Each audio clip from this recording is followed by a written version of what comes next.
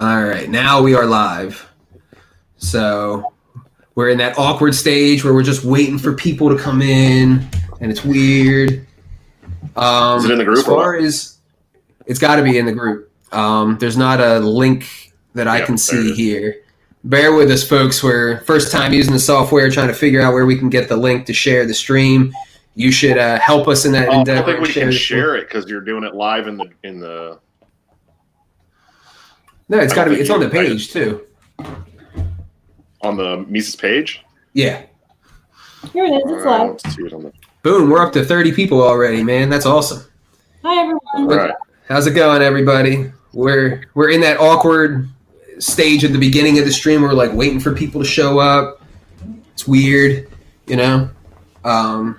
So yeah, let me find that stream from the page and post it in the event page. But I guess while I'm doing that, Will, we got 60 people, so we can get started. So pretty good turnout. Really appreciate everybody breaking your staycation to come and hang out with us. So I want to introduce everyone that we got on the line with us here today. Oh, Jeff's here. Let's add him. Jeff, we are live. Yeah, we are live. Fashionably late. Hello, everybody. Weird. Is that your quarantine down beard? here in the corner, I was yelling. I almost didn't see it down there. But so all right, we're over 70 people already. So I'm gonna set the introductions in motion, then I'm gonna go try to share this thing. But what I want to do is kind of go around and have everybody introduce themselves, especially Jeff, Angela, and Whitney. I think a lot of people know who me and Josh are, so I really want to have everyone start to get to know you guys, know how deep our team and our bench goes, and what all we do. I think there's some mystery about how much shit we actually do and how much we're actually involved in.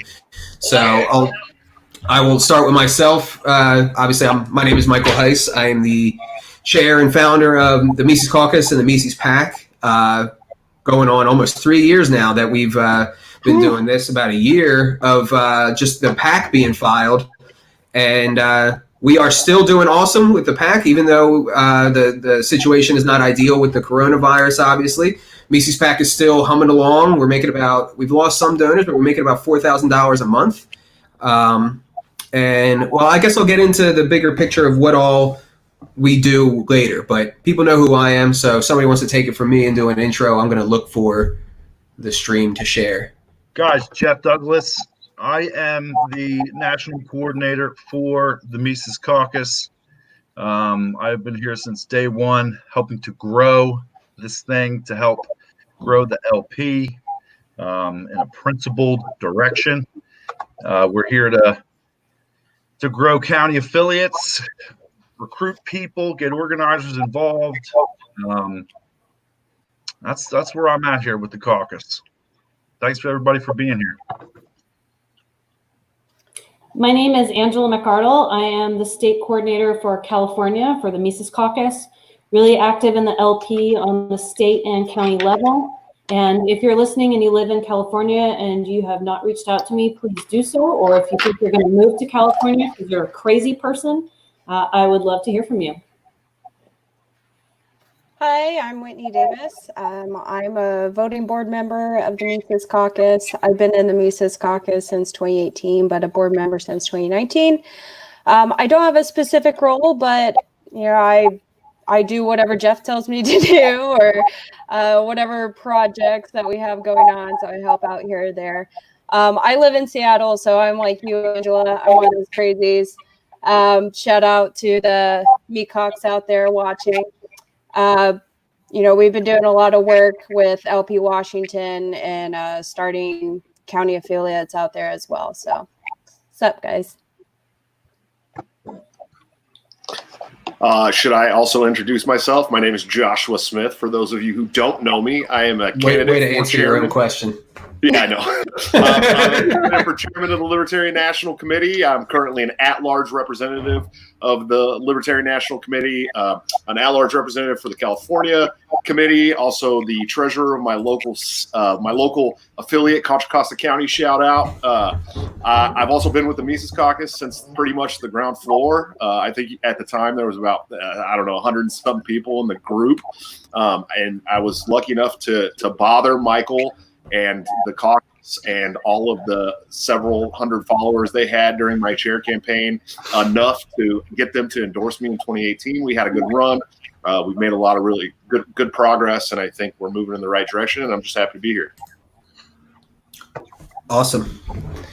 Yeah, so I guess I'll we got a good number of people. So I think what I'm going to do real quick is just kind of give a rundown of what all we have going on, what all we do, the different teams on the XCOM and what their purpose is. Because, again, I think there's a lot of people who don't realize what we do. We'll let some questions build up in the chat. I hope you guys have the chat open. And we've already got, where did it go? We have a civil disobedient here. Or a dissident, there you go. We have a dissident there who's at the park listening to us. So try not to get busted, dude. But yeah, so the Mises Caucus and Mises PAC, the level that we're at now is we have what's now an 8-person executive committee board, and yes, there's the standard chair, vice chair, secretary, treasurer, but then the other voting members basically have certain responsibilities. So like Jeff here is a voting member. His responsibility is to organize the organizers. We have organizers in most of the states around the country. And they are being fed leads in real time as our email list grows, and then they are canvassing those people, and they're organizing those people to get involved in the party, to get involved in issues, to get involved in candidates. Really contributing towards the party. So then that's one thing. Then we also have Stephen Clyde on the board. You might know him from his hilarious and awesome being at a left-wing college stories and owning the professors and the blue-pilled kids. Or the Peace and Freedom podcast, but he's actually our content manager. So articles. Wait, isn't Stephen Clyde's claim to fame walking up to what's her name and telling her about 100,000 dead Iraqi children or something? What did he do? Do you remember that? Oh, I don't remember that one. He's got a lot of good stories. God, we'll have to do one of these with him. But he is our content manager. So he goes out and either writes original content or republishes really good writers out there in the movement and republishes it from our website to keep that Google index like in our website. So that's his role. Then, oh God, don't draw a blank now. Oh, then Aaron Harris. He's one of our voting members. You might know him from hosting our podcast, The Decentralized Revolution. He also runs our Facebook. So if you message the Facebook, that's who you're talking to, the same guy who hosts the podcast. So if you have any guest recommendations for the podcast, go over to the page and message Aaron and let him know who you want to see. So we have content, we have state level organizers, we have, I do a lot of administrative stuff. I've been really focusing on getting our automation system up, getting our CRM software, getting started. Getting software that can get data out of our Facebook group. We lost Jeff. He'll be back. R.I.P. Bye, buddy. And yeah, so there's that. There's the state organizers. There's the content. There's the podcast, and then there's our second podcast that I really need to revive called Ask an Austrian. That's supposed to be monthly, where the audience can give your questions on Austrian economics and libertarian theory and ethics and have it answered by an actual Austrian economist, probably from the Mises Institute. So yeah, we're just all over the place and do everything. So cool. Do we want to start going to the audience, or we can? Well, you know what? Before we go to the audience, why don't we do questions from the actual group where we posted about this earlier? Or if anyone else has anything to add. Yeah. Oh, that's right. It was Madeleine Albright. That's who Stephen Clyde walked up to. You remember that? Yeah, I forgot about that. This was like 3 years ago, and he walked up to her and was like something about hundreds of thousands of dead Iraqi children or something, and it was a great video. Yeah, I forgot about that, dude. That's almost that's like up there with Luke Radowski's video, his original video with oh man, who was it? I forget who it was. He had so many confrontations. But he videotaped it and got kicked out of a church. He's talking to me about it right now. That's right. So Madeleine Albright. I totally forgot about that. All right, so I'm going to, as far as questions, and Josh, I'm going to let you kind of be the star of the show here. If anyone wants to fill in, let's go for it. Let me see if Jeff's back. Jeff is back. All right, there we go. Sorry about that. You can't be doing that, man. You can't be doing that. We're back. So, could you hear me while you were waiting to come in, by the way? Yeah, it's got me hanging out in the corner. All right, cool. All right, so you know what we're doing. Yeah, working out the kinks on new software. I just had it pulled up. But yeah, we're going to go to questions that are actually in the group before we turn to the audience. First one comes from Spike Cohen. I don't know if you're in the group, but he says, what do you, Josh, Michael, anyone else who wants to answer, think are some of the most effective ways to educate and influence new members to the LP and the libertarian movement in general on the philosophical basis of libertarianism and how it's applied to various issues like healthcare, defense, education, migration, public safety, etc.? Sure, I'll start. So I've talked a lot about this over the last couple of years, and I think that focused messaging and finding things that people all across the political spectrum agree with us on, like ending the warfare state, like ending the drug war, and like ending the Fed. I mean, there's people, when you have people like Tulsi Gabbard running for president in the Democratic Party talking about ending the warfare state and ending the Fed or auditing the Fed, we know that there's a bunch of people that support those positions, and that's a position that libertarians should be at the forefront on. So if we take those focus messages, we set out messaging goals and we stick to those messaging goals, I think that that's the way we're really going to bring new people and bring people who may already think they're libertarians but don't care about the party. That's how we've been getting them in for the last year or two, is taking those messaging goals and making them the focus of what we do. And so to me, it's a no-brainer. That's the easy one. Yeah, my answer to that is pretty cliche, I guess, but us as members in the party, us as veterans of the party, people who are heavily invested, we have to adopt a mentality of leadership, essentially, because we all understand that, especially as the party grows, it's not just going to be libertarians. It's not just going to be people that get everything, and that needs to be the base of the party, and that needs to be the core of the party. That needs to be our candidates, our leadership, and all of that. But we're going to be getting disaffected Republicans and Democrats. We're going to be getting single-issue voters or never-Trumpers or whatever it might be. So basically, we, within our activity in the party, need to adopt an attitude of being leaders and essentially being willing to put ourselves out there, cross and introduce ourselves to people and make ourselves available to their questions. I think that's really the big part of it is communication and being open and making ourselves available. And in my experience, the person who comes to the table on these conversations, who initiates these conversations, usually has a lot of success and is able to form connections easily. I think that if we're talking about new members, people who are already interested in the LP and they're showing up to meetings or sending us emails, we need to keep in mind to be gentle with them, because not everyone has read Man, Economy, and State and knows Murray Rothbard's shoe size. We don't need to be compromising or apologetic, but we need to, foster a sense of learning and make sure that people know it's okay to ask questions. Like, if you don't understand why Medicare for all is a bad idea, if you don't understand why using drones to do military strikes in the Middle East is a bad idea, it's okay to ask those questions. And we need to be forgiving of people when they don't know every single libertarian answer. And I think that as we answer these questions for people, we need to keep in mind that they're going to repeat what we say. So we need to do things we need to communicate in a way that's really easy to understand, and keep in mind that it's going to be like a game of telephone. We want our message to spread in the best, most accessible way possible. I think those are really important points for new members. Yeah, I agree with every point that's been made here. And I'd add a couple things as far as on the tactics.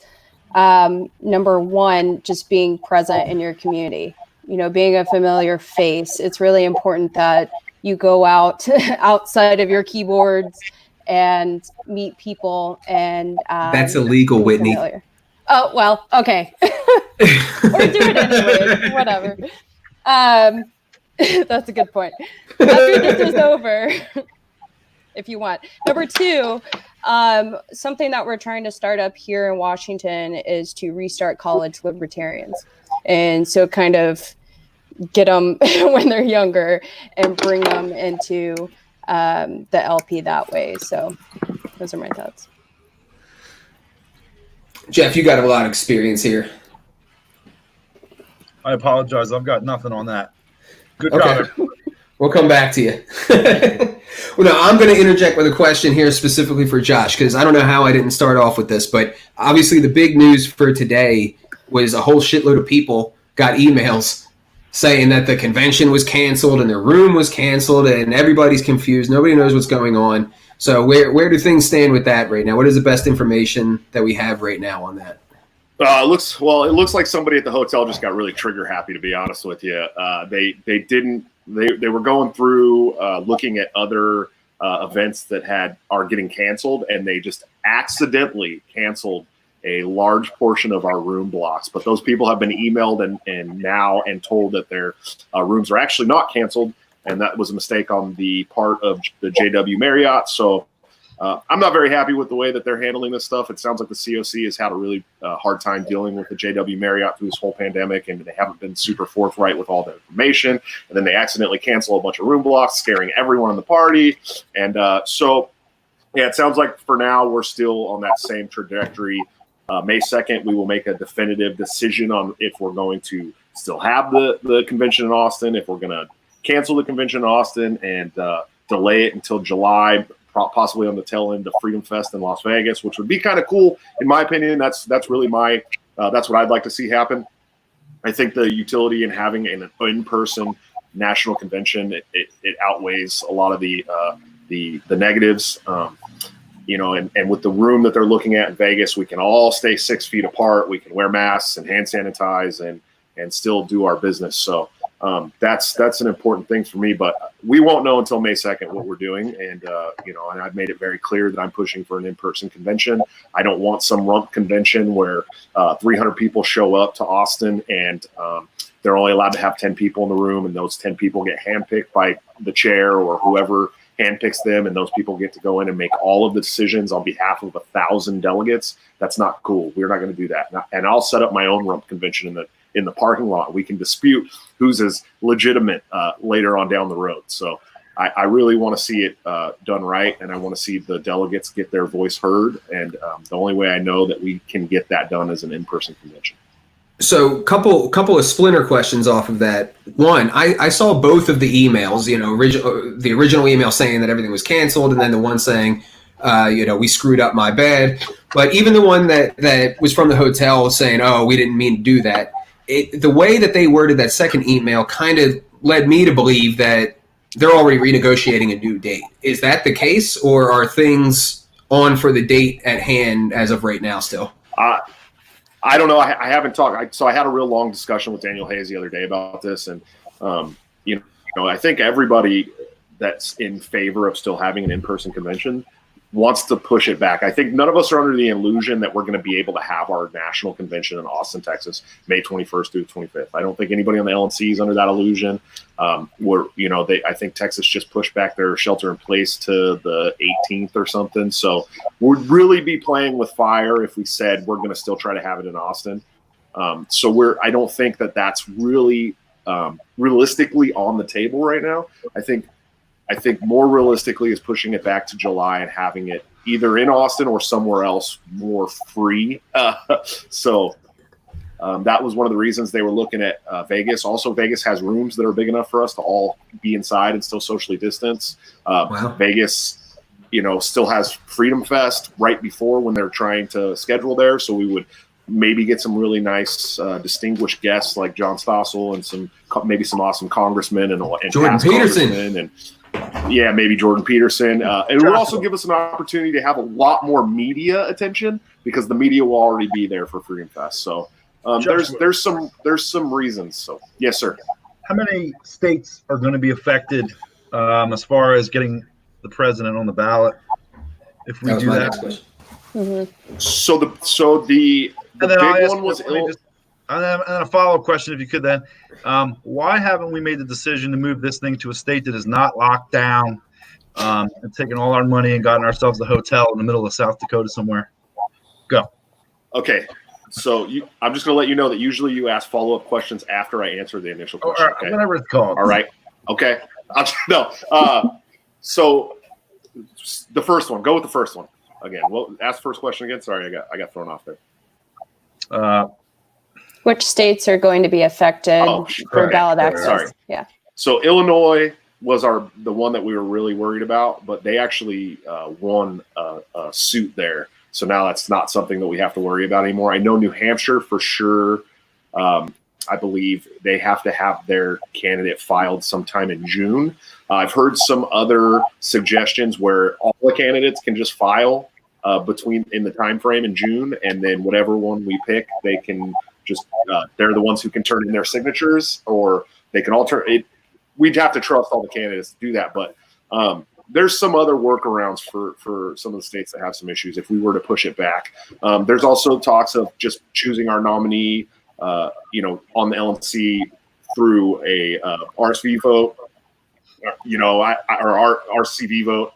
I'm not a big fan of that, but if the LNC was willing to stick to what the delegates want, and it's the only option we have, then obviously it's what we have to do. But like I said, I'm a big fan of pushing it back and having it in Vegas, and hopefully on the tail end of Freedom Fest and getting a lot more media and distinguished guests and bigger room. And so to answer your question about South Dakota doesn't have any hotels with rooms big enough to do what we would be required to do, because they are not locked. They're not locked down, but they still have social distancing requirements, and we do care about the health and safety of our members. So we want to kind of comply with some of those things that have been suggested by doctors and scientists around the world. But we're not necessarily so concerned with the laws, but we still want our members to be safe. So Vegas has an opportunity to give us a room that's that big, then we should take it, So is there any implications on is there any implications on ballot access for anybody if we move it back to July? Yeah, New Hampshire for sure. I think there might be some more, but New Hampshire for sure. For sure they'd lose, or for sure there could be a problem? I mean, they'd have to go out and get signatures. Their candidate would have to turn in a certain amount of signatures in June to be on the ballot. Ooh. I believe there are 5 states that are I potentially going to have. I know there's more. I just can't remember what the other states are. Washington. Yeah, I think Washington. I was double checking. Is Washington one of them? I believe Maryland. Man, you guys used to be a major party there. New York? We're bringing it back up. Don't worry. That's good. That's what I like to hear. It's been a contentious issue in New York. Yeah, this whole process seems like it's been a one. contentious thing in New York. Yeah, that's really tough, man. Because isn't that the point for a lot of people is securing debate access? Yeah. I mean, it's exactly what it is. Hey, there's a question that was asked in the chat that I really want to answer if I get a chance. Just so you do it. See if you can click it from your end and to make it appear. I don't know if I have to do that or if you can. I'm in the chat, so it was asked by Hody John, and I can't find it anymore. But I did. How did it go away? Where did it go? It was in there. Did someone remove his comment? Hody Jones. I didn't see Hody Jones yet. Yeah, it's Hody John. Maybe I just saw it in the other chat maybe it was another chat on one of the other posts. But anyways, I have the question here, so I want to answer that question because it's an important question for me. It's something that a lot of people in the party are worried about when it comes to me. Hody John says, I was encouraged recently about how Josh talked about his improvement in handling criticism.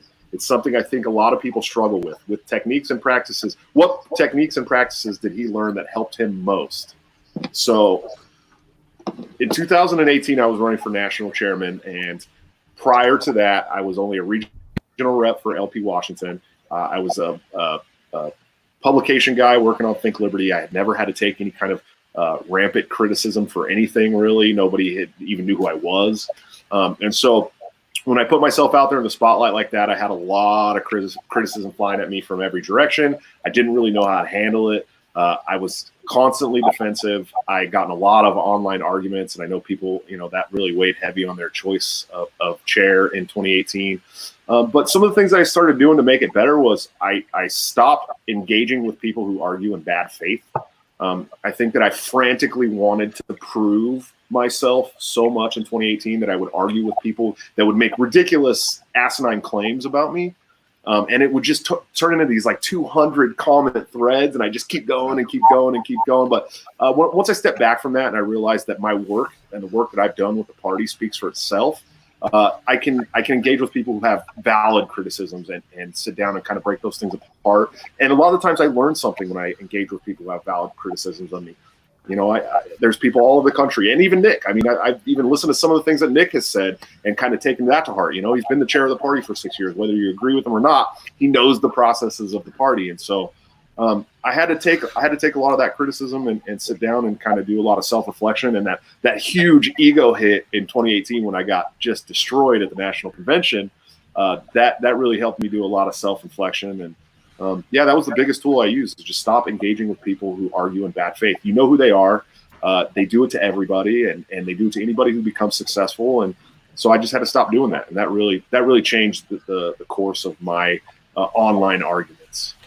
Yeah, I'll even echo that and add a little something to it for at least for me personally. Is I've tried to kind of cultivate my online environment as in a way that I'm not likely to engage in that, because I'm the kind of personality, and I think you are too naturally. I think you've done some work, but I'm the kind of person that I want to hit back. You know what I mean? And I think we all have that tendency, or a lot of us have that tendency to want to hit back and want to defend your name and all that kind of stuff. The big thing, honestly, this is something that I feel like I've really reflected on just in this whole COVID thing, getting an opportunity, because especially for the first couple of weeks, I kind of just took a break. I haven't taken a break in a while, and thought about some of this stuff, and it really got me back to basics about utilizing the time that I have to operate in a way to focus on the things that are important, basically, and have a little bit more discernment about what I allow to suck up my time or suck up my energy or my attention.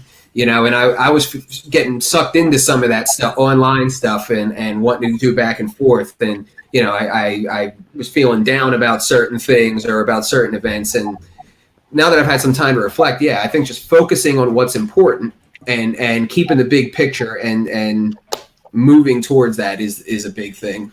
And monetizing your haters. Yeah, I mean, people can say what they want, but it really does act as a disincentive, because correct me if I'm wrong, but 2018 was a lot nastier than 2020. Yeah. Oh yeah, it's gone.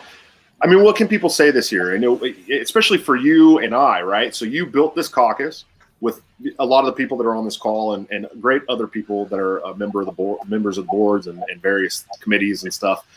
You built this caucus that has become so successful that you guys are now raising more money than any other caucus. You're giving money to candidates. You're working on local initiatives around the country. We're recruiting more than any caucus ever has for this party.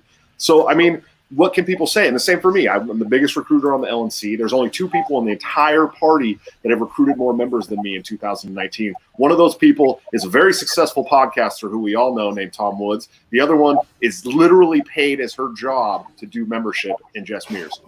What can people say? They had all these things to say about me because I had no meat to show. I had no successes to point to. Now I have all those things, right? I've done all that work that I said I was going to do in 2018, and I'm coming back and saying, look, this is what I've done. You guys can criticize me on anything you want, but I'm showing that what I said in 2018 works, and we can make this party more successful. And to further piggyback on that, I still want to hit back. I just want to hit back on the Republicans and Democrats at this point, right? We have the opportunity now to use our voices to fight, this 2-party system that has screwed us for, years and years and years and years. And that's where I should be focusing my hit backs, and not towards party members and not towards other libertarians around the country. I want them on my team so that when we hit back harder. Angela, I feel like you probably have some sage wisdom here, because you're no stranger to receiving a rash of shit. And yet I don't know anybody that hates on you Like, I mean, well, yeah, I mean, there's haters, but I mean, like, nobody of influence, nobody of respect that I know of is like, that bitch Angela. You know what I mean? Like, nobody, I don't know anybody that I respect who holds you in a negative regard or has it. So how do you keep it balanced? Okay, so I've got a dedicated group of haters that we call the McLoser Brigade. But they're people who have a history of tormenting everyone. It's not just me. I've just been the most recent target. And what I do is I just make fun of them. I just laugh it off. I just joke about it. I definitely monetize it whenever I get a chance. And I have a very interesting charity project coming up soon to raise money for people who have been struggling with COVID-19 layoffs and financial issues. And it's all going to be based on some of the most egregious hate comments that I got online. But, you know, other than that, what I remember is that people who are really hating on me really hard, they're really usually coming from a very emotional place, unless they're truly unbalanced and disturbed. And I just don't hold it against them. I just don't hold grudges. I've got people who I've been friends with them for over 10 years. They just hate my guts right now because of my protest that I'm leading in Los Angeles. I'm just not even mad. If they come back at me in a few months because, you know, it turns out that they were wrong about something, I just forgive them and I just let it go. I think it's just really important that when you wake up in the morning, that thinking about people that hate you or who pissed you off, like, don't do it. Just, if it's going to be anything, it needs to just be comic relief in your life, and don't let it suck up your energy. If you find yourself getting like too fixated on it, do something else. I'm into the Wim Hof deep breathing method now. That helps too. You got to stay above it, for sure. You got to stay above it. There's a lot of work to do, and you could find yourself arguing online for hours with these people in circles, and you're like, what happened to the day? I got nothing done. Just stay above it, and you know, a lot. These people aren't even doing anything in their local LPs anyway, for the most part. You know, they're just don't give them the time. Right. There's a lot of comments on your page about my beard. Yes, my beard is gone, and I'm sorry. I hate it. But I was just able to start growing a beard like a year and a half ago. I've never been able to grow a beard in my entire life. So I have no idea how to take care of it or trim it or clean it up or line it up or any of that stuff. And so with the fact that there's literally no barbers to help me out right now, I finally just was like, I had to stop eating my mustache. And so I just shaved it off. And I figured by National Convention, my beard will be back. We'll have a bearded chair candidate up there besides Mike Shipley. And so it's something we need. If we're going to have a national chairman of a libertarian party, he should be bearded. I agree. Well, you lost. Man or woman, right? Man or woman. Yeah, absolutely. I'm an equal opportunity employer. The bird's nests and the seedlings and the hatchlings. Yeah, it was real rough. I mean, that was like eating my mustache. Every time I went to take a bite of something, I felt like I had hair in my mouth. I was like, I can't do this anymore. I need to shave this off. I don't know how to cut the mustache above my lip like you're supposed to. I just couldn't do it. It was horrible. Don't keep snacks hidden in there. It'll be got it well groomed. As soon as I shaved my face, I walked out of the bathroom and cried. I felt like I looked like I was heading to the Lilith Fair concert. So I'm growing it back as soon as I haven't shaved since. I know you can't see it through the computer, but it's coming. Yeah, how long ago? Like 3 days ago or something. Okay. 2 or 3 days ago. I'm refusing to shave. I'm just gonna let it roll.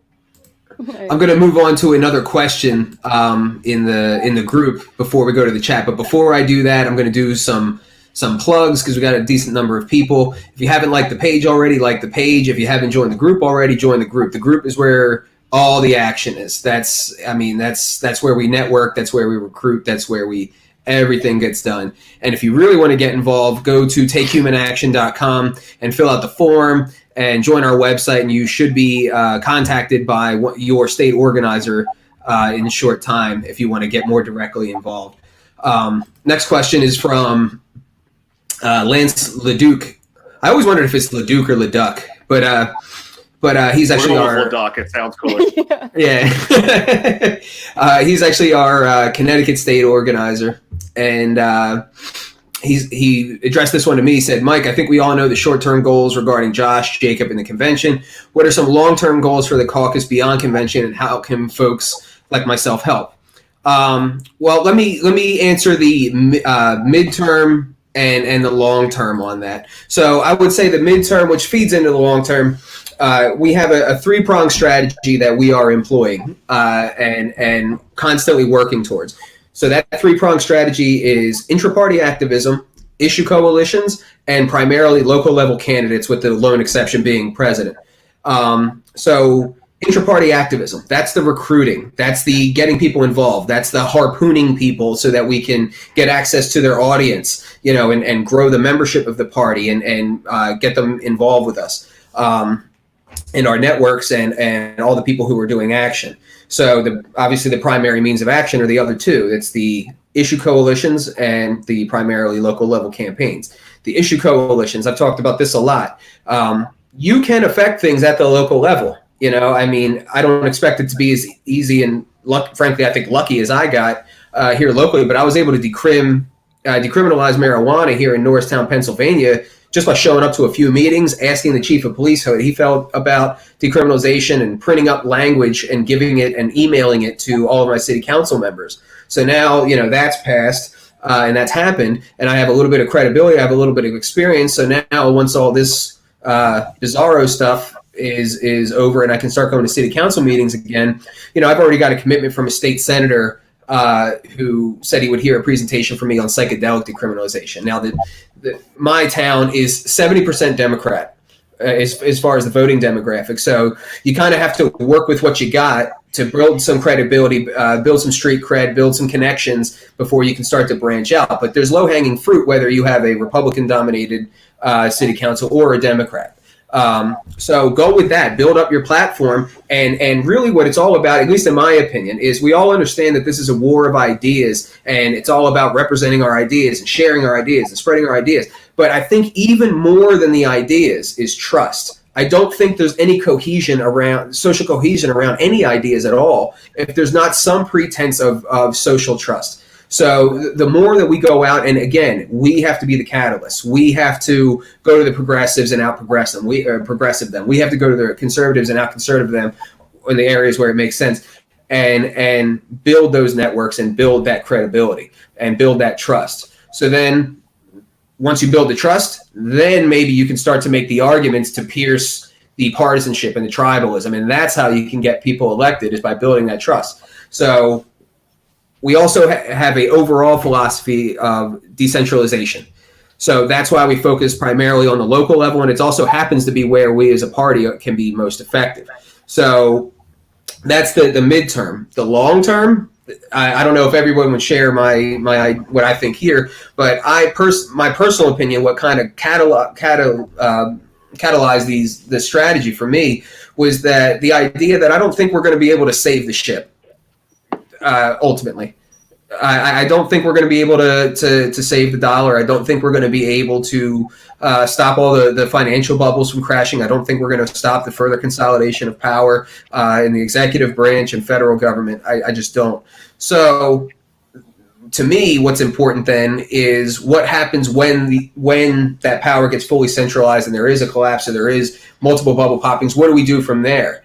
Well, the answer what I think is going to be the case is that will provide us with an opportunity to either go along with whatever new system that the powers that be want to give to us to move to from the problem that they caused, or we could decentralize. And I think that will be the best time that we have to offer real decentralization. So if we do this local strategy, and I know opinions on Young Americans for Liberty differ, but Young Americans for Liberty, kind of taking off my party hat here, they are doing a good job of electing liberty legislators at the state level.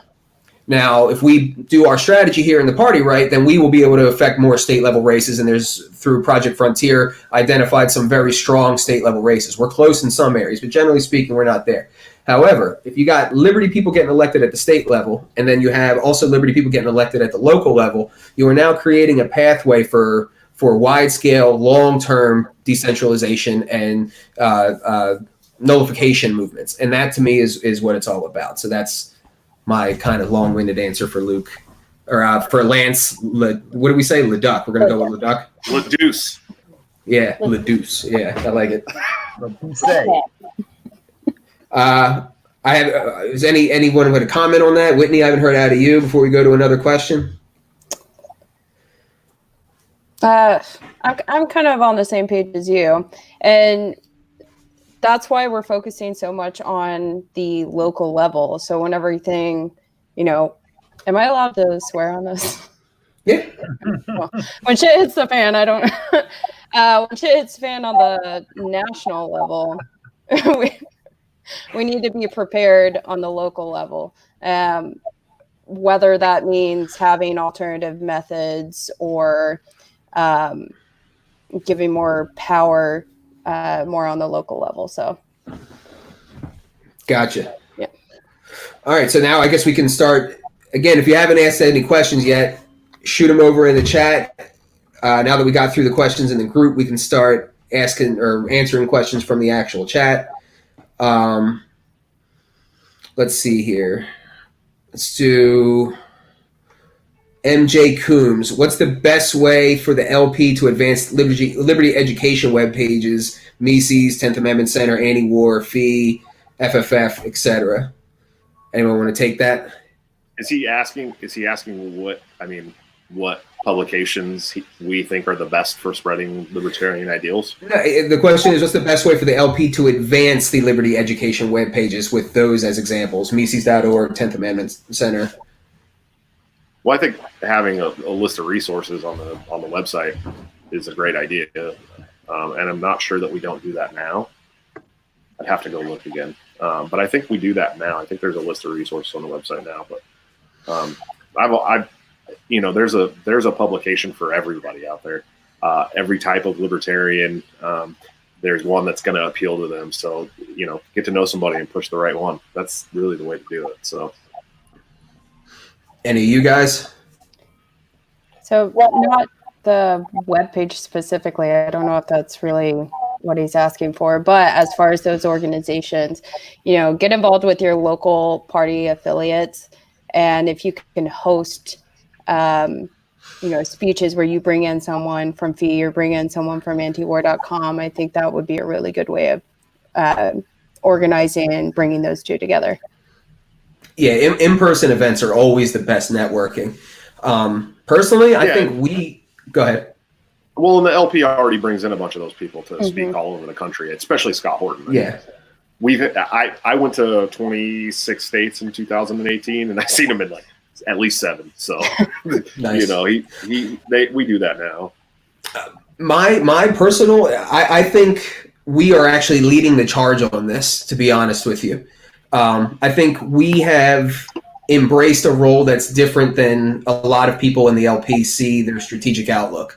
And for me, I think we embrace that the liberty movement is and ought to be the prime recruiting grounds. So then, therefore, the Libertarian Party, if we're going to do the representative democracy game, then the Libertarian Party should be representing libertarians, and there's millions of libertarians, and the majority of them are not in the party. So then we have to start asking our questions of why, and where do those people go? Where do they congregate around? Well, they congregate around the podcasts, and they congregate around the different aspects of the movement. Liberty Memes, it was very, very successful, is very successful, independent of the party. Tom Woods is. All these things that he named are. So really, it's about how do we establish healthy relationships with these people? Yeah, well, healthy relationships with these people where there's mutually beneficial things going into the relationship. So and that creates an incentive for them to want to be involved. So Tom, Tom might can get listeners to his show from our group. If he were to post a link in our group, he'll probably get some clicks, and then so he gets that. We get his access to his audience, and we can make our pitch to them, and everybody wins. But you can't do that if you're going around starting fires with the biggest audience holders in the liberty movement. We have to.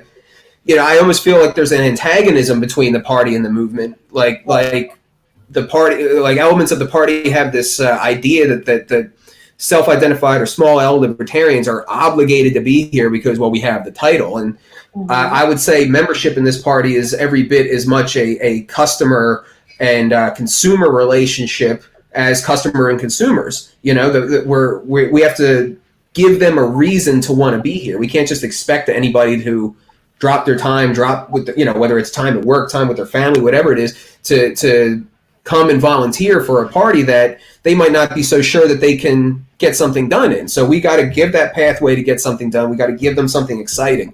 We have to become the no-brainer alternative to the other options. Well, and I think another point, just to piggyback real quick off that, is when I had a talk with Tom about this when I was on his podcast for the third time, he saw the utilitarian or the utility in the Libertarian Party being libertarian, right? The vast majority of people in this country, when they hear the word libertarian, they don't think about the Mises Institute. They think about the Libertarian Party. And so it would behoove every libertarian in this country to make the party as libertarian as possible, because that's the first outlet that most people hear about when they hear about the word libertarian. And so, that was one of the major reasons I was running for chair. I didn't think we were representing libertarians around the country well enough, and I knew that I had the opportunity to do that. That was why I announced for chair in 2018. And so I think, there's, like you said, small libertarians all over the country. And if you guys want a libertarian party that's going to promote libertarian ideals to the masses around the country on the national level, join and help us. It's really easy. So I want to mention something really quick in response to Coombs' question, because he specifically asked about sharing on web pages. And I think that pretty much everyone in the party who's on board with those pages shares as much as they can. But I don't want to minimize how important it is to have in-person events and to coordinate with other organizations like the Bastiat Society and Liberty on the Rocks. They're usually 501c3s, so they can't officially endorse, but you can still meet up with them to have social events and do things like that. And that's a good way to find new people who, like Michael and Josh said, are already libertarians but are not part of the party. And you can introduce them to say, hey, maybe you heard some rumor that libertarians are crazy, or that so-and-so is trying to take over and take it in this direction or that, but we're libertarians, and just come check us out and see for yourself. And that is obviously one of the reasons that I find so much value in the Mises Caucus, is I feel like, it's the sane option, especially for people in the liberty movement who listen to podcasts and things and already follow those web pages. Like, I want to introduce them to my Mises Caucus people because I know they're going to treat them really well. So just remember, in person is really important too. Personally, I'd like to say, Mr. Coombs, the best way to advance it is just be consistent every day. Keep sharing it. Keep showing, your family and friends that aren't libertarians. Maybe, we need to get them to have those aha moments that we all had. Just keep your foot on the gas pedal. Keep sharing the stuff. All right, let's move on. Yep, I'm looking. All right, we got one here. I don't know if this is a question. I like how you got the question popped up like that now. That's nice. Yeah, I forgot to do it on the first one. It's a cool little feature. I'm not even sure if this is a question, but it was long-winded enough to where I figured it might be. I understand the need to support a national agenda, but with the current state of things, would it behoove the caucus to concentrate more on local arenas versus what is obviously an unwinnable national agenda? For example, how about looking to see where close local races were lost, reach out to those libertarians and try to build alliances? Yeah, I mean, I especially love that idea at the end of using the data from the last election cycle or one prior to that even to try to form up on our opportunities. But the answer to this question is that we actually do that. It's just these races aren't until later in the year. So we have different focuses throughout the year. So right now, we have convention. Well, we have an endorsed chair candidate and a endorsed presidential candidate, Jacob Hornberger. And the reason now president is the only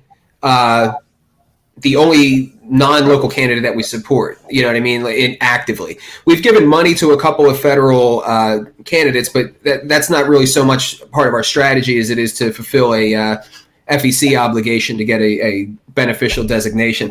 And but yeah, we totally agree. We do focus locally. We gave, within like 4 or 5 months of forming the PAC, we were making enough money where we gave, I think it was like Kalish? $7,000. $6,500, $7,000 or something to a slate of, I think it was 9 local level candidates around the country. And things are going well enough at this point to where we hope to at least double that this year. And actually, we have our survey up. And so if anybody has a candidate in mind that you would like to get endorsed and perhaps some financial support from Mises PAC, then please message me. You can message anybody here and let us know. And we'll give you the link for that for the candidate to fill out. I'll keep looking at questions if anybody needs to. Oh, that was Jeff Christopher. Sorry. There was two copies of that. I think Ryan Roberts has a pretty good question about affiliates. Can you do me a favor? Can you see if you can click them or if I'm the only one that can click them because I started the... I think you're the only one, and it was at 4:48 p.m. and it's not that far. It's like 3 comments below. I got it. Ryan Roberts, you said? Yeah. Right here? Yeah. Boom. I'm in the process of starting an affiliate in a rural community of several counties. I have a private Facebook page with 29 members. With Josh's expertise on recruiting and getting more members, what can I do to focus on getting people to find liberty with mostly right-leaning views such as pro-life, closed borders, etc.? Well, those are the 2 most argued positions in the Libertarian Party currently. I kind of shy away from both of those, even though I'm, pretty much pro-choice or personally pro-life and don't support legislation at least. And obviously I've been an open borders advocate for a long time. So, those are platform positions, and I understand that they drive some people away, but if you can message to them in a way that makes them understand the libertarian position on these things and why we support, not legislating some of those things, but also make them understand that there's a whole other part of the platform that has probably another 30 or 40 positions that they agree with more than what they agree with the Republicans on, then you shouldn't have a huge problem. I've had a lot of success bringing over right-leaning people to the Libertarian Party just by letting them know that, like, hey, those 2 platforms are not going to change what you believe or what you feel. But look at the rest of these platforms that you do agree with, and it's, we agree on so much more than we don't agree on that it's almost criminal for them to not be a part of this party. So it's hard for sure. It's a hard thing to do, to get people to see past those 2 things because those are issues that are very emotional with people. But it can be done. And I think that, like I said, letting them know that we have a whole platform that has a bunch of positions that they do agree with on, and also letting them know that, if those are positions they don't agree on, they can show up to the National Convention and voice those concerns too. So that's definitely the best way to go about it. Also, focus messaging. Again, I've been talking about this so much. Focus the messaging that you agree with them on to those people. The anti-war sentiment, the anti-Fed sentiment, the anti-drug war sentiment. Those are the issues you should be talking to those people about because those are the issues you see eye to eye with them on. Yeah, I mean, the focus messaging, it goes hand in hand with what I was saying before about trust. I would say don't go to these people. So let's say you have somebody who is explicitly pro-life and closed border, and you're neither of those things, right? So I would not go to them challenging them on their views. You know what I mean? On those specific views, at least not up front, not at first. You have to build it because things are so tribal. Arguments aren't enough, and people don't. They can get validated in not having an argument because they have a group identity in an established tribe. That's just the truth of it. So you don't want to activate that defense mechanism right up front. What you want to do is, like Josh was saying, focus messaging. Find the areas of overlap and build on that and build the trust. And once you're in the trust, then you can start to make the actual arguments and maybe pierce through the tribalism. But you'll get farther with the old saying is you get more flies with honey. And that's how you do it. Our arguments don't typically change the mind of the person you're arguing with. Arguments are about the people that are watching the argument more than the person you're arguing with. And I've talked a lot about this too. Libertarians are so good at pointing fingers and saying that policy's bad, this is why it's bad, and you're wrong, and then walking away without giving any viable solutions whatsoever. It's something that we've been doing for years and years and years. So really come up with those viable solutions, those viable policy positions that you can sell to people who are looking for viable policy positions. That's a huge, huge way to get people to change the way they're thinking, as opposed to just pointing fingers and yelling and screaming and screeching. Yeah, I chair LA County, and we have over 180 dues-paying members. Not everyone believes exactly the same thing. You know, it's like no true Scotsman who's the real libertarian. So I try to take a principled and pragmatic approach, which is that I encourage people who are definitely serious libertarians who agree with everything in the statement of principles and the platform to be in positions of leadership. And for people who are still sort of on their libertarian journey, I want to welcome them into the tent, have them participate, and try to influence them pragmatically and gently rather than bludgeon them to death. And in LA, especially, like the closed borders argument, we get people on both sides of it. And there are a lot of really good economic reasons for open borders. And I try to just demonstrate that without even really having an argument about it. Just let them see it for themselves. I think it's just good to include people. Mm-hmm. I'd like to add something, at least for the pro-life part. I'm not sure about the closed borders, but speaking as a libertarian, not as a Mises Caucus person, there is a pro-life caucus. I mean, libertarians are so divisive. You could probably find people for pro-life, pro-choice, closed borders, open borders, because there's a lot of nuances with how the state should actually handle these issues. So I'd encourage debate and just encourage discussion and follow the other tips that everyone said. All right, I'm going to move on to the next question. We got John here. What's the biggest ways that we're closing the gap between small L, former Ron Paul movement, Dave Smith, Tom Woods listeners, and Big L, a party with 20K members, which just nominated Bill Weld for VP 4 years ago? It's actually not even 20K. Right, Josh? We're not up to how close? Where are we? I think it's 18 something. I have to look again. Wow, I haven't looked in a while, but it was around 18 something. We killed it towards the end of 2019. We really killed it between you guys and myself and Tom and Scott. And, Jacob and all these people. We really just killed it. And I love this. You love to see it. You love to see it. So. But yeah, I think it's kind of hit a plateau a little bit, and a lot of that has to do with people getting laid off. They don't really know what they're doing with their life here. A lot of people can't even go to the bar or whatever, and so. But I think the biggest thing that we're doing to close that gap is focusing on the messaging that's important to those people, right? The warfare state, the drug war, the Federal Reserve. Yeah. Those are the things that those people cared about. That was what was huge in 2008 and 2012 during Ron Paul's campaigns. That was what it was all about. And so we're creating that space for people with that hold those values in the Libertarian Party. That's what I've been doing. Certainly what the Libertarian Party Mises Caucus has been doing. But I also want to represent people that care about other issues and stuff as well.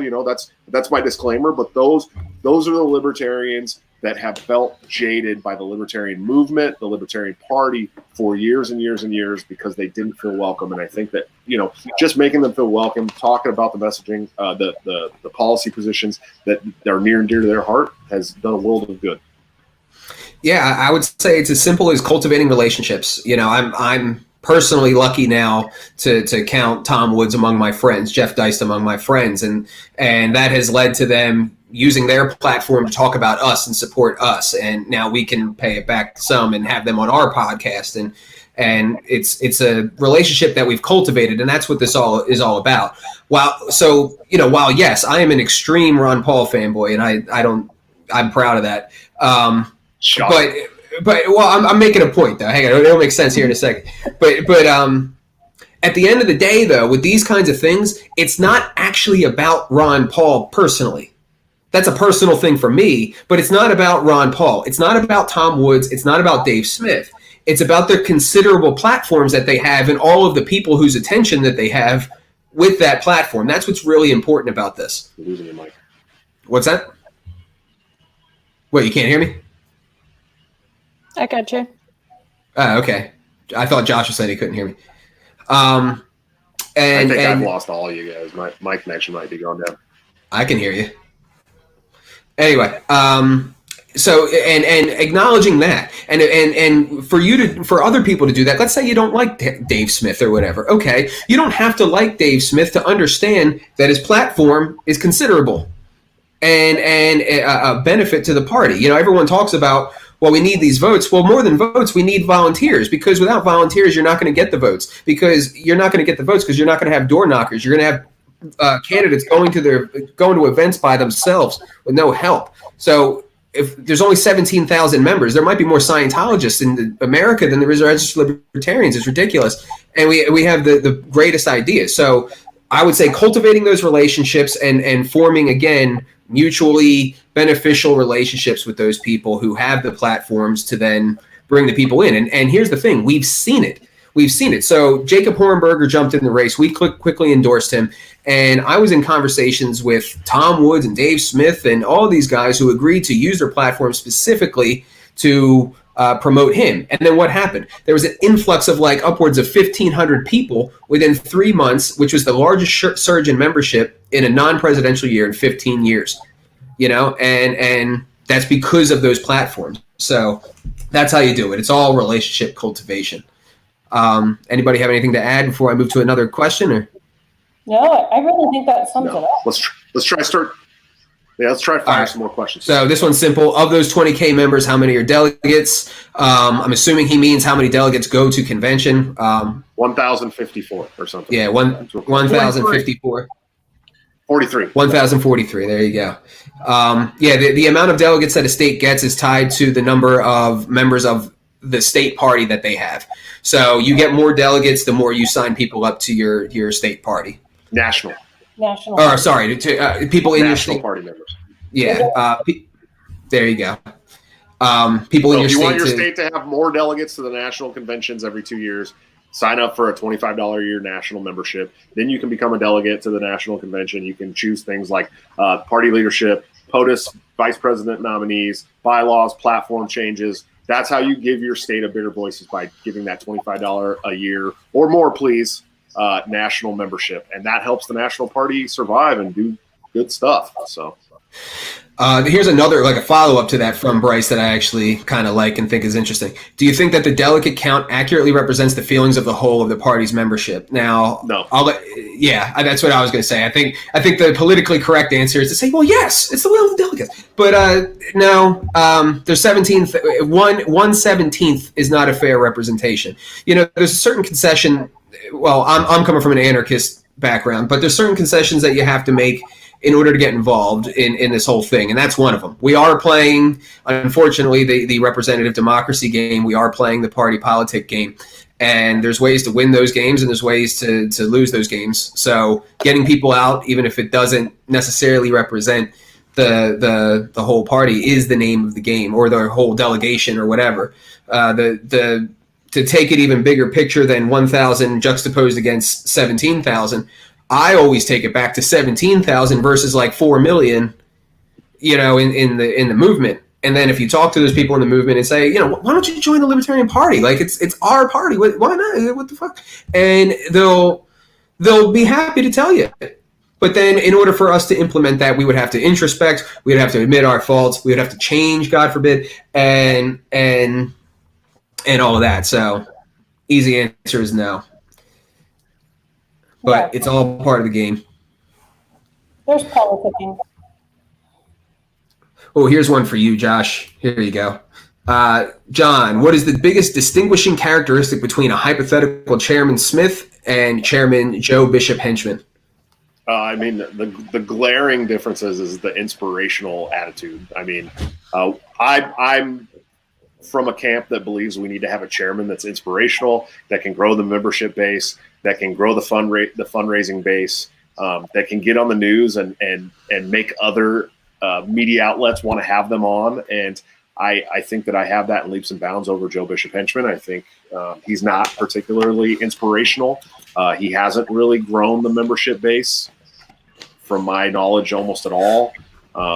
You know, having relationships with big donors is important. I think that's an important part of being the chairman of the national party, but also being able to represent your membership, bring new members to the party, message in a way that makes people interested in becoming a member of the party, getting involved with candidates, getting involved with state and local affiliates. It's very, very important. I think, you know, that's the glaring difference between me and Joe. Also, I feel like I represent more libertarians around the country. I really do. I'm not a stuffy DC politician, but I know how to work with those people and also be someone who represents libertarian philosophy and libertarian ideals to the mainstream. So that's the biggest differences for me. I don't know if you guys see any other differences.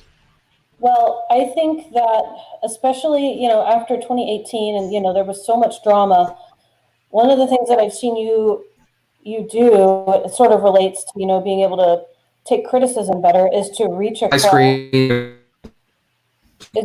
is to reach across different caucuses. Hear me? Yeah. Yeah, but you're cutting Angela off, buddy. One of the things I think we're losing Mike. Oh, Mike is a spinning wheel right now. Sorry, everyone. Yeah. But one of the things that I think is so important is to be able to, as chairman or a candidate for chairman, be willing to work with people who have different ideologies than you within the party. And that means different caucuses and people who are, like anti-caucus, or just people who are highly opinionated and don't share the same opinions. And, I think it's really important to go to as many debates as you can, or panels, or whatever you want to call them, and talk with people and, respond to people's emails. And that's something that I haven't seen Joe do. And I don't mean to speak ill of him or say anything about him. I don't really know what's going on with his personal life or how the protests or lockdown have affected him. But I really appreciate that I can see Josh actually reaching out, and doing a lot more work with people who he had some serious static with a few years ago. And I think that's important. Thanks. Josh, your opponent calls himself the true unity candidate, and in that he's trying to paint the narrative that you're not a unity candidate. How about some examples of things that you've done to bring the party together? Like we invited Joe here tonight, and this turned into being a Q&A for you, but this was supposed to be a debate. He didn't want to give our group of libertarians the time. That doesn't represent the whole Libertarian Party. Then it doesn't seem like he really wants to represent everyone or be that unity candidate. Some of the things you've done as you've traveled the country trying to create unity. Oh man, well, I've raised money for state affiliates all over the country, regardless of what caucus was part of that state affiliate. I just raised $5,000 for Iowa at their state convention a couple months ago, another $5,000 for the Illinois state convention. I've worked with the affiliate support committee to try and support affiliates in strategic, important ways where we can, bolster the activism of state and local affiliates through the LP Everywhere contest, working on trying to build affiliate link in a box for building local affiliates, because we do understand how important it is for local affiliates to exist and bring people to their meetings and get people interested in libertarian ideals. But more importantly, I've stated repeatedly since 2018, I'm willing to work with anybody that wants to roll the state back into any area, as long as they don't advocate adding more states somewhere else, right? And so I've held true to that. I've worked with all kinds of people. I've tried to build relationships with people who unfairly criticized me in 2018, like Mike Shipley, who's running for chair. I've sat down with Mike and talked about ways we can be successful in a relationship to make the party more successful. I've worked with people from the Pragmatist Caucus. I've worked with people from, the Waffle House Caucus. I mean, I'm willing to work with anybody who wants to build liberty in America. And to me, it's not like I enjoy the principles of the Mises Caucus. I think what you guys stand for is very important. I enjoy the principles of the Radical Caucus, but at the end of the day, I want to build liberty in America, so I'm going to work with anybody who's going to build liberty with me, right? And so I'm able to reach out to those caucuses and talk to them like a normal adult human, and not go out of my way to bash them or ignore them because they may not have the exact same goals as me. And I think I'm the unity candidate. I really do. And I think at this point I've become the not drama candidate. I'm not attacking people. I haven't attacked anybody in our debates. There's only one person in those debates that are attacking the other two candidates, and it's Joe Bishop Henchman. It's not me. It's not Mike Shipley. So I think, that I am the unity candidate. I believe that I can work across caucus aisles. I believe that I can help to unite the party and get things done and bring new libertarians. So, yeah. On that positive note, there's a question further down that says, what is the LP doing right to increase our visibility? You've been on the Right? yeah, so you would have an idea. Well, I think there's some interesting things that are happening. I think the Frontier Project's an important part of that. Targeting races that we have good viability in around the country, starting with some of these states with smaller populations, like Wyoming, where they started the Frontier Project. I think that's really, really important, and I think that's going to help our visibility in states like that. But I think that our media strategy, our social media strategy, our marketing strategy, it's all been relatively lackluster for many, many years. I've proposed building a regional media team, having at least 8 media people, 1 in each region, that is constantly looking for media opportunities for the party and can take those media opportunities on behalf of the party. So it's not always incumbent on the chair to do these things. I'm not saying I don't want to be in the media. I want to go on the media and I want to call out the Republicans and Democrats. I want to call out the warfare state and Federal Reserve and all this great stuff. But I think it'd be nice to have a team of people around the country that are looking for instant media gratification, right? People that hear about a local event that's happening, and we can send that media person in that region straight to that event. They can get on the media, they can talk about the party, and they can talk about the libertarian angle on every single situation we find around the country that we can do that with. We've never done that. We've never built viral marketing campaigns that we can push down to state affiliates, so we can build those tools for the state affiliates and the local affiliates, push them down, and see everybody get these things out at the same time, get in front of millions of people at once. This is just basic marketing. It's basic media strategies, and it's stuff that we just haven't done for the party. And so I don't think we've done a good job in those areas, and that's something that I hope to change when I become the chair, because as we know, the chair does oversee all the national media. The chair can take media opportunities or delegate media opportunities on behalf of the party. And so those are all things that I'm going to have the opportunity to take advantage of and help us become more visible to people around the country. Okay. And to piggyback off of that question, there's a question about media. It says, do libertarian ideas need a hospitable media to flourish? Maybe national/global level media exposure is largely futile. So we know how they've treated Ron Paul, Gary Johnson. Sure. How can we counter that? Well, I think we got to make our own media too, and that's something that I've proven that I can do. I have the voice for videos when Christian Malazarte makes them. I've talked to great people like some of the people from Lions to Liberty about putting together a National Libertarian Party podcast, a weekly podcast where we have the chair's report and we do full-on libertarian news. We can build our own media as well. I think it's hugely, hugely important that we get into national media. We try to get into the mainstream. We try to push our ideals to people around the country. I think that's hugely important, but we can also make our own media and push them down to the states, push them down to the local levels, get them out on social media, and get in front of millions of people at once. So there's a couple different angles we can work, but we need to be working all of these angles all the time if we ever want to be a viable political home for libertarians in this country. And so that's where I'm at. I think that it is important to use those media outlets, but also to create our own media and push them out as much as we can. Yeah, I'm really impressed by this software because I X'd the entire broadcast studio out and thinking I lost everybody to call all of you, and here you are. That's awesome. Welcome back. Reset your modem there, buddy. I don't know what the hell happened because it wiped out Emily's phone too. Our fearless leader. Sorry, don't let me ruin a role you were on. Keep going.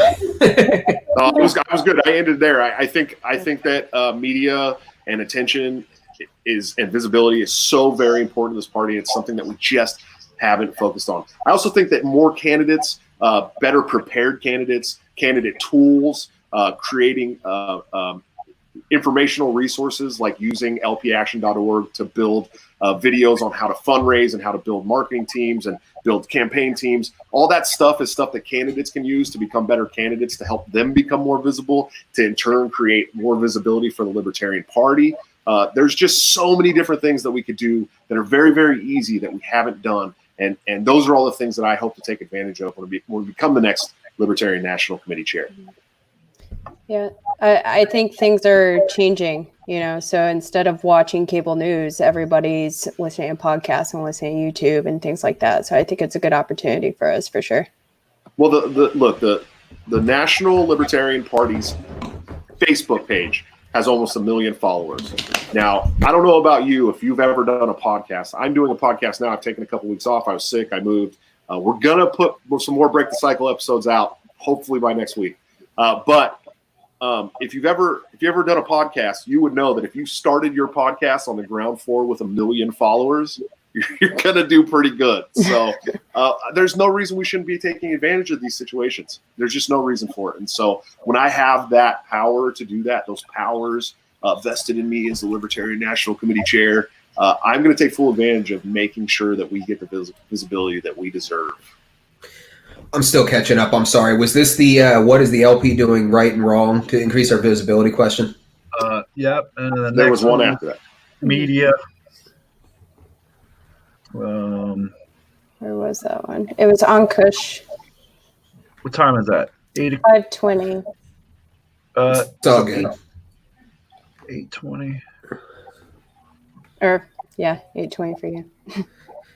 We got a fan of your Nile shirt, Angela. So good job. Thank you. That's awesome. Yeah, there it is. We have a good chunk of questions. And Yeah. some are totally different. Yeah, I can only see what's on the chat here, so I don't know if there's more. I feel like Can you guys looking at some of comment? Luke's. I haven't tried. We got some questions about LGBT stuff. Yeah, I saw that one. That's from LGBT for Gun Rights. Does the LPMC welcome LGBT members, and what would be done to combat those that have a cultural preference to not be around LGBT people? We absolutely, the MC absolutely welcomes LGBT members and has had many LGBT members in the caucus. I believe there's even dues-paying monthly members that are LGBT. And Absolutely. look, your cultural preference is your cultural preference. If you don't want to be around LGBT people, maybe you shouldn't hang around LGBT people. But the caucus is going to stand for everyone who wants libertarian, as far as I'm concerned. We actually have this codified in our platform. I can't remember which plank it is off the top of my head, but there's the lifestyles plank, and I can't remember which number plank it is, but it says outright right there, and I'm the one who added this to the platform, that your cultural preferences, your lifestyle, as long as you are nonviolent and abiding by the NAP, it's simply an extension of your self-ownership. So no one has the right to violate that. So 100% absolutely. As for how do we sort out people who don't like or might not want to associate it? Well, we also have a no identity politics plank, and so people who are like, oh, well, I won't join this party, or I won't join this group because you have gay people, or I won't join it because you have this. We don't do that. We basically everybody that we don't care.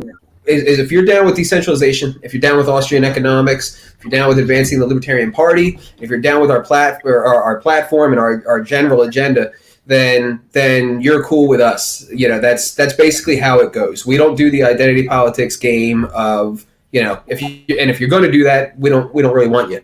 So Yeah. And we've kicked a lot. I mean, people don't realize how long our block list is. But Fakertarian said, Michael Heiss, Fakertarian said that you guys are all alt-right, and you're bringing all the alt-right into the group now. Guys, it's plank 6, okay? Lifestyle choices. We take no stance on the personal, cultural, or social preferences of individuals or groups. One's lifestyle is merely an extension of their property rights. Thus, no individual or group can rightfully claim jurisdiction over the lifestyle of another. We assert only that any and all lifestyle choices must not violate the property rights of others. Yeah, and people who take that hard line of a position, not just people who are asking, weird or stupid what if questions online, but people who really hate gay people tend to self-select out and call us libertarians and say that we're part of a conspiracy for Jews to take over the world. They don't want to associate with us. They think we're evil because we're part of the leftist agenda. So, that thankfully sort of takes care of itself when it gets that extreme. Next question's at 8:27 p.m. there, Mike. Bryce Jackson. Hang on. We're going to get back in order here. He's had several good ones. 827 here. Can we also get Well, to Nick's on 824? Yeah, that's the one I was about to land on. Sorry about Nicholas, I don't know how you pronounce this, buddy, but Nick Coelho? Sorry. Coelho. For Joshua, what role do you see for the LP National in supporting state and local affiliates and candidates, if any? Specifics would be great if possible. Sure. So I think I've already talked about a lot of things that I think are going to help our state and local affiliates. Definitely building that affiliate in a box link. I think giving local affiliates the opportunity to just click on a link and learn how to write bylaws and platforms and file and all this stuff is going to be super, super important to helping people focus less on having to learn how to do that stuff and more on how to make your rooms bigger, right? Because that's what we always want to do as local affiliates. We want to make our rooms bigger. We want to have to get a new room because so many people are showing up. And so I think that's really important. Giving all kinds of great resources to our candidates is something that we need to be doing for national. We can institutionalize the knowledge from around the country. We know what we can talk to Boomer Shannon about what worked in Jeff Hewitt's campaign, and we can use that stuff to blog about or use lpaction.org to make videos about it and give that to other candidates. Now candidates don't have to focus so much on learning how to be a candidate. They have all the resources they need there. They can focus more on the messaging and building their platforms and stuff like that. I think the media stuff that I talked about, this, using viral marketing campaigns so we can build, whether it's a meme or a hashtag or some kind of like full-on organizational package that we put together. We can push that stuff down to the state and local affiliates. We can all put them out together. There's no reason we can't communicate and do this together and get in front of millions of people at one time. I think there's just so many different opportunities. I think having the regional media team and having your own media person in your region that's ready to represent the party and talk about you in the media, I think that helps local and state affiliates and candidates. There's just so many things that we could be doing. And I hope those are specific enough for you. I've also been a fan of, the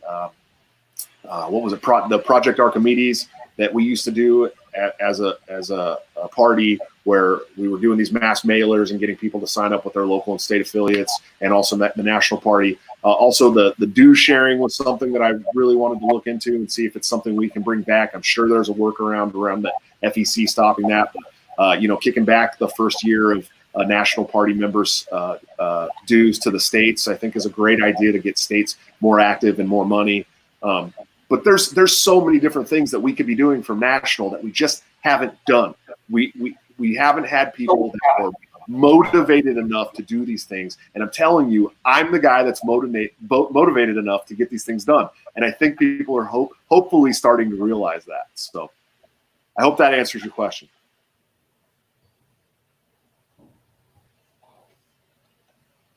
Did I lose you guys? You still there? No, we're here. No, I'm still here. Looking for the next question. I saw one that I wanted to put on here, but Bryce I don't know what happened to it.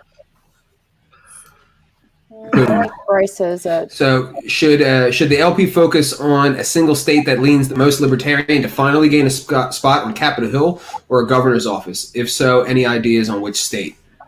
Well, we're doing that currently. That was the whole point of the Frontier Project, was to go into Wyoming and focus on target winnable races for us all over the state. We voted to put some good money into there, and we got great people like Apollo Pazel who's working to lead up the Frontier Project, and they're going to go in there and they're going to take so Bethany Baldus, who ran for state rep there, barely lost her race there in 2018. She barely lost her race there, and really she won. And then they announced that she lost after they found some random dusty, box of ballots somewhere in a back room that hadn't been counted yet, or something stupid like that. So we realized that we had an opportunity there. We had an opportunity to start making some changes there, and Apollo went in there and fleshed everything out. He put together a really good presentation. We voted to give some funding to that project, and that's what they're doing now. And I think that's a good idea. We have states like Rhode Island, who has less than 1 million people. You can almost walk across the state in a day, right? We have places like Wyoming and rural areas where people are naturally libertarian. They want the state to leave them alone and let them do what they want to do on their property. And so, yes, I absolutely think focusing on areas where we probably are heavier libertarian than what people think they are, a little more rural. We have the opportunity to make a big difference in those states. So, yeah, I love the Frontier Project. I think it's a great idea. When I become the national chairman and I increase our fundraising, tenfold, we're going to put more money into doing that in other states. So, yeah, absolutely. Here's one that I liked from, this is the one I was looking for. And let me know if you guys answered this while I was going. But Dan Kraus, would you like to comment on the differences between the Mises Caucus and the Pragmatist Caucus? Josh, do you want to go first? Or do you want me to do it? Yeah, I feel like I got a ready-made answer for this one. So. Yeah, you're going to be better. I know the differences, and I can comment on them if you want. But you're the founder of the caucus, man. You might as well. So I would say it's largely a completely different strategy, or a completely different look on strategy and role. That's what I attribute it to. Basically, everyone forms a value hierarchy, right? You have what values you have up here, and then you kind of ordinal value you select your values ordinally the way that you do goods in the economy. And so I would say that for us as the Mises Caucus, all of the political considerations and the way that we strategize and we push out, the political considerations are secondary in the value hierarchy.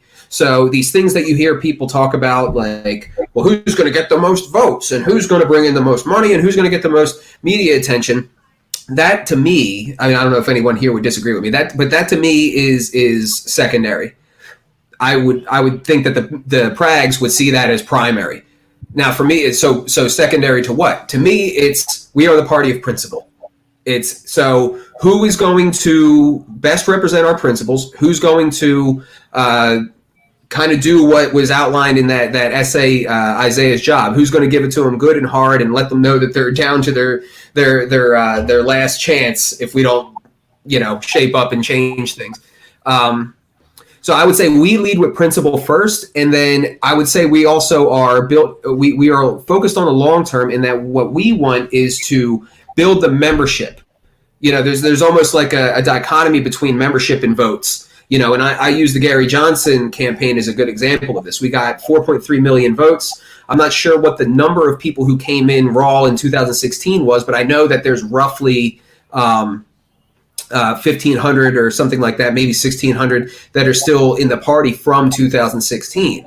And so 1,600, we'll give them 1,600 out of 4.3 million. That's not a very good That's not a very good return. That's not a very good. That to me is indicative of the fact that he didn't inspire too many people. He might have been the safe, reasonable alternative, but that's a political game. I mean, I would say we're trying to change the way that people see the world so that they become passionate and that they would want to join a party that, frankly, can't win a presidential election. And we have to be realistic about where we are. So short term versus long term. What's going to build a long-term revolution versus what's going to get us be politically expedient and get us the most votes. That to me, I would say is the primary changes or differences. Josh, do you want to add to that? No, I think it's fine. I agree with you. I don't think it's a big deal. I think that I think the pragmatists do their own thing. They have their own set of things, and I think that the Libertarian Party Mises Caucus focuses on Austrian economics, and the Prags don't. So I think that's the biggest glaring difference for us. Yeah. Agreed. All right, now I got to go back down a little bit. Here, let me do math. How about Matthew Ryan Butts there at 838? Yeah. Josh, explain your strategy to go after and attract more media attention to the party. If presidential debates and state and local candidates than we have now. Oh, I'm so sad seeing this picture on the screen with me with my beard. I'm missing that beard so bad. Well, I've already explained it several times in this call, but I think we build what I used to call a media hit squad. I called it the Media Hit Squad in 2018, and I started working on trying to figure out how to build this Media Hit Squad. And some people were like, hey, that name might be a little too aggressive, so I changed it to the Regional Media Team. But I've already got great people who decided that they would be a part of that regional media team, like Larry Sharp. like Eric Broadset from North Carolina. I mean, these people are people in they're dignified people in their regions that we know will go out and look for media opportunities for us. And I trust them to make media appearances on behalf of the party. And I think constantly having somebody that's looking for media opportunities in each region is going to be a lot better than just the LNC kind of like lackluster, like looking for a media opportunity here and there. And so I think that's how we do it. And you know, I hope that people agree with me and see the utility in that. Agreed. Breaking news: Lance's name is pronounced Leduc. Leduc. It is Leduc. Leduc. Yeah. And it's Coelho. Nick Yeah. Coelho. Coelho. Oh, that makes a lot more sense actually. Coelho. Yeah, that makes a lot more sense. You can tell I'm fluent in other Right. dialects. Yeah. We're not very cultured here. I just saw a question from Nicholas that I just kind of want to piggyback off some of my other stuff from. He said he would argue it's an institutional maturity problem. If Josh can build the institutions so it can absorb and direct members, that's the solution. He's got my vote. And I just want to let him know that, you know, I've been on the Libertarian National Committee just as long as Joe Bishop Hinchman has been on the Libertarian National Committee. We were voted in at the same national convention in 2018. Prior to that, I was building affiliates in Washington, in Southern Washington. I don't know if you and I have ever met. I haven't ever looked at your profile, but you know, I worked on campaigns. I worked on the Gary Johnson campaign. I have just as much experience about the institution of the Libertarian National Committee as Joe Bishop Hinchman. I chaired the affiliate support committee, but I also have this other set of tools that I want to bring to that institutional and help grow the institution. So hopefully you'll see the utility in that and understand that, you know, I get it and I understand, but I also have the same experience. So Here, I got a juicy one here, right above this one with Matthew. Sully Sullivan.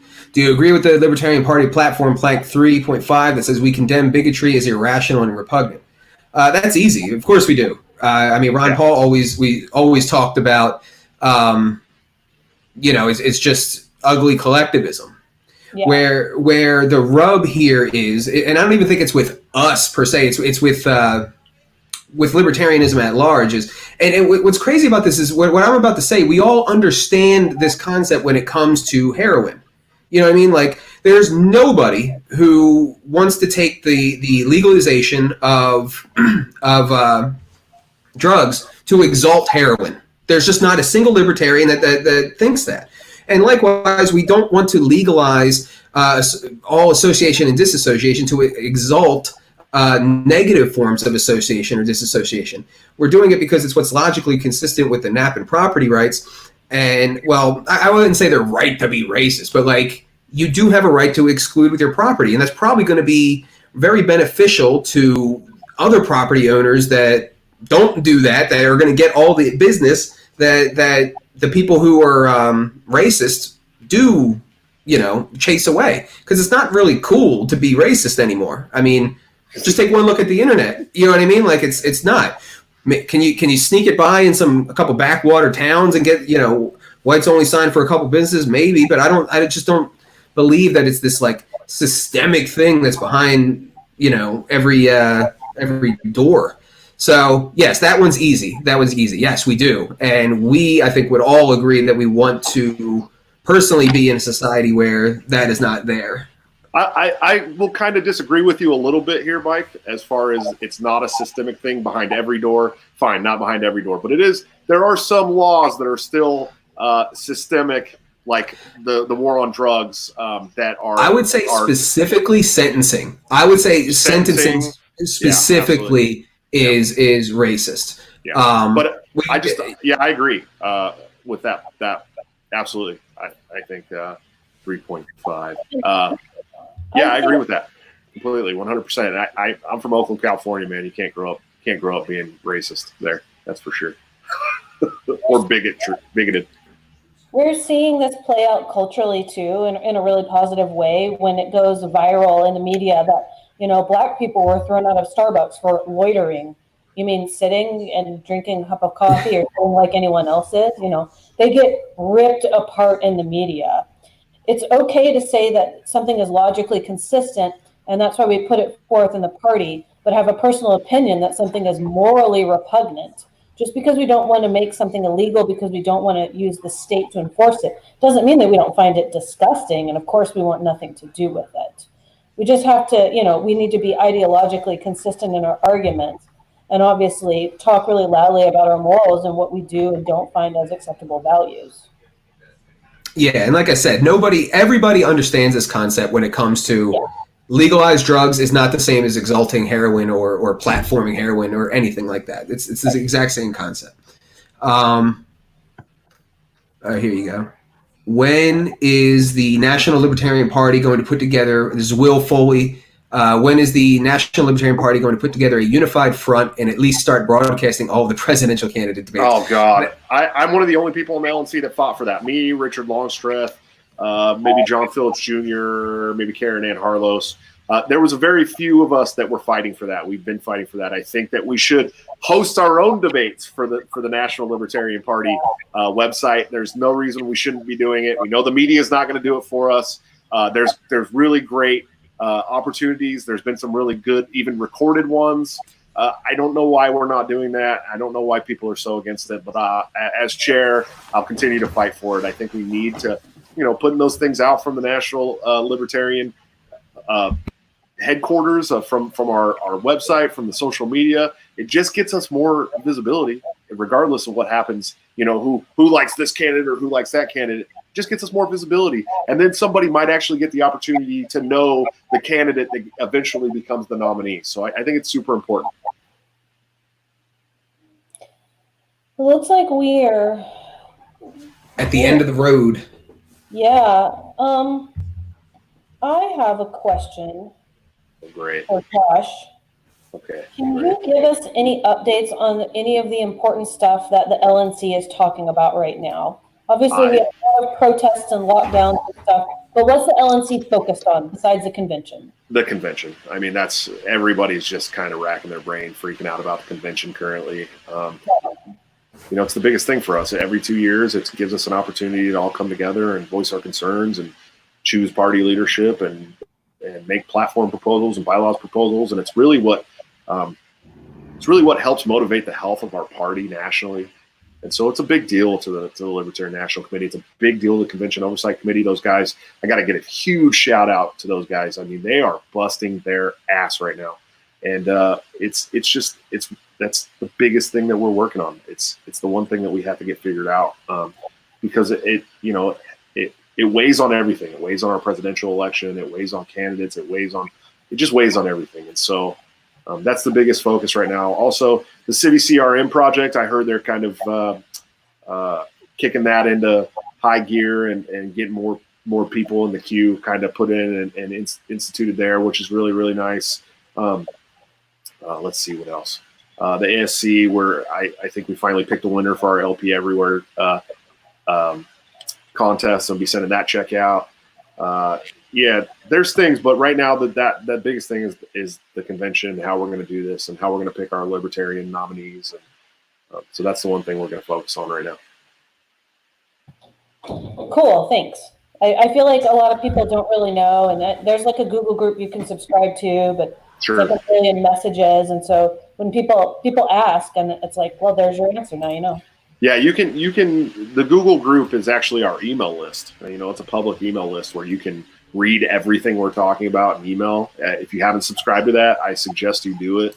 It's really important to check that out and hold your LNC members accountable for the stuff that they do, because a lot of stuff happens on there that people never hear about, important stuff that you want to know about before you walk into a convention and vote on leadership. So definitely check it out. Cool. Do you guys see any others that we should get to? I don't think so, and I don't mean to say that there aren't questions, but I think most of them that are serious questions are like a little bit repetitive, or probably not intentionally. I'm sure some people joined like a little bit late. Well, then I guess I'll give the floor over to you, Josh, if you have any closing statements, pitches, plugs. Yeah, I mean, follow me on Facebook, Joshua Smith. Wait, I'm LT sorry. at large. I'm sorry. I'm sorry. I know I'm cutting you off. I'm sorry. I do have a question, and this is important. Can you run a meeting? I sure can. In fact, I love bringing this story up. I want in proof.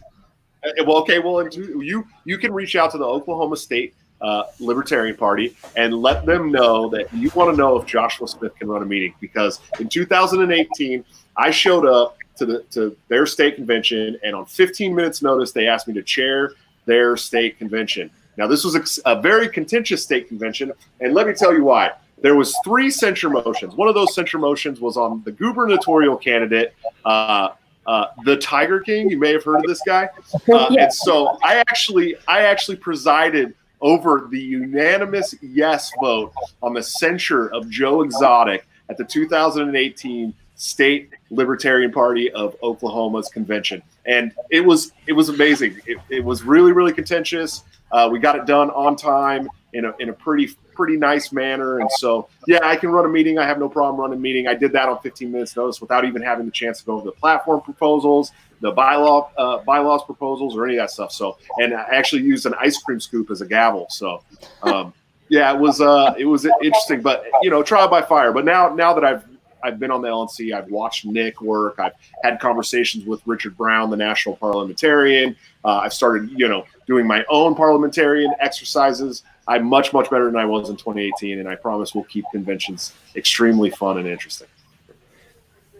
All right. Well, I mean, Layla Bush asked a question, but I think it's all right. Let's do it. I'll go answer that. I'll go answer any that are left in the comments online.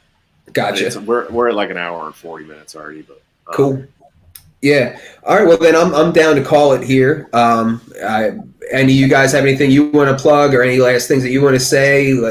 Get to know, or have the audience get to know you, or anything? I'd like to say, go. You first. I'd encourage everyone, reach out to your state and county affiliates if you haven't done so already.